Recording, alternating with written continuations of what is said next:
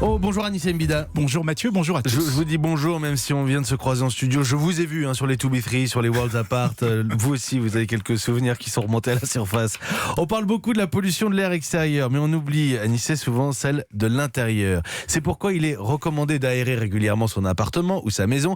Mais désormais, Anissa, il existe des rideaux et des voilages qui purifient l'air. Oui, on sera plus obligé de laisser ses fenêtres ouvertes, surtout quand il fait froid comme en ce moment, puisque les rideaux pourront prendre leur relais. Alors comment ça marche ? Ce sont des rideaux dont le tissu a été enduit avec un produit capable de détruire la plupart des composés organiques volatiles. Vous savez, les fameux COV, c'est ce qui s'échappe de certaines moquettes, des cols des meubles, on en trouve aussi dans les bougies, dans la fumée de cigarettes, et c'est très toxique puisque ça peut provoquer des allergies et des cancers.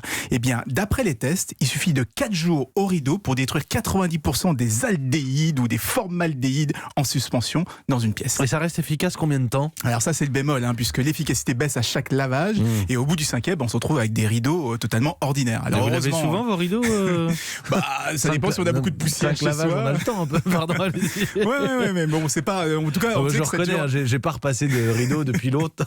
Bon, jamais. Mais en tout cas, c'est pas trop cher. 50 € le rideau, 35 € le voilage. C'est une innovation française, fabriquée par Linder. C'est une entreprise familiale de Viollet dans la Loire.